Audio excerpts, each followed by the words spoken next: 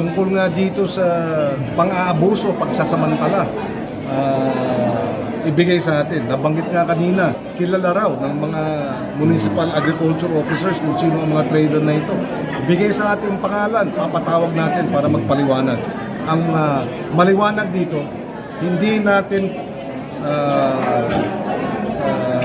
mababayaan itong issue na ito. Babantayan natin yung industriya ng sibuyas para matiyak na mabilis ang aksyon at hindi natutulog sa pansitan ng gobyerno sa usapin na ito. Sa mga live feed share kami na, Senator, talagang very excited yung ating mga kababayan, especially ginawa itong pagdinig dito sa agriculture area mismo. How would you react?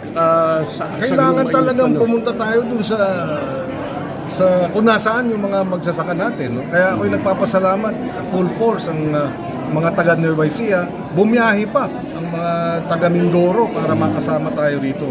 At binabalak din natin yung isunod pa ang mga hearing tungkol dito sa Maynila naman siguro at baka rin sa ibang parte ng ating bansa. Pero dapat talaga pagtulungan natin yung pagbabantay at suporta dito sa ating lokal na mga magsisibuyas. Senator, may balita po kami yung mga stories na kanina diniscuss dyan. Meron po ba kayong informasyon na minunukulyan nila yung stories dito sa buong Central Luzon? Kaya ako nga kinuha yung mga pangalan, hiningi itong mga pangalan ng mga cold storage operators.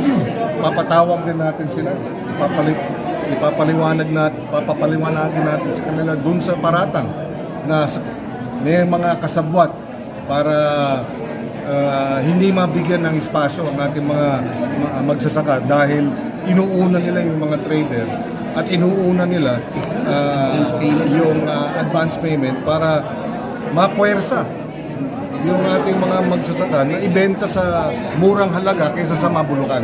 Gusto natin malaman yun, kaya pati yung mga trader at yung mga cold storage operator mapatawag natin. Ma'am, ano po yung pangalan niyo, ma'am? Ako po si Gemma Mateo Tabian, na kung saan ang presidente ng Bantay Oksi ng Occidental. Ito pong Bantay Oksi ay samahan ng mga magsasaka na kung saan ay mayroon po kami humigit kumulang na 5,000 kasapi na sa katunayan po naririto kami upang ipaalam sa ating senador ang kasalukuyan naming problema. Ano, ma'am, yung produkto nyo? Ang produkto po namin sa ngayon ay onion o sibuyas. So ano po yung problema nyo doon, Ang ma'am? sibuyas po namin ngayon, ang napakalaking problema po namin ay ang presyo. Talaga namang umaaray kami sa naging presyo namin dahil bumulusok na po ang presyo sa amin at pinangangambahan po namin na ito ay lalo pang bumaba at nasa ngayon po ay 23 na lang ang presyo ng aming sibuyas at nangangamba kami na ang sabi ay baka daw po abutin pa ito ng 20 pesos na kung mangyayari po ito ay baka tuluyan na ang magsasaka ng Occidental Mindoro na magsisibuyas ay baka tuluyan na po kaming mawala ng pag-asa na makapagsaka pa sa susunod na mga panahon. Talagang nagbiyahe kayo all the way from... Opo, nga pala, isa pa po pala yon sa isa na pinangangambahan namin dahil ngayon po 23 na lamang ay stop buying pa. Hindi po namin malaman kung anong kadahilanan at ito po ay nagkaroon po sila ng stop buying. marami pa po ba nasa Mapakarami pa po. Out of 100% po, baka po nasa 40% pa lamang ang umaani sa amin. Mga ilang hektarya po ba yung tinatamnan sa inyo? Sa amin po ay humigit kumulang nasa 8,000 hektarya ang tinatamnan ng sibuyas. Probinsya po yung Probinsya po yun, ng Occidental Mindoro. Paano ba nangyayari sa pamimili ng FTI?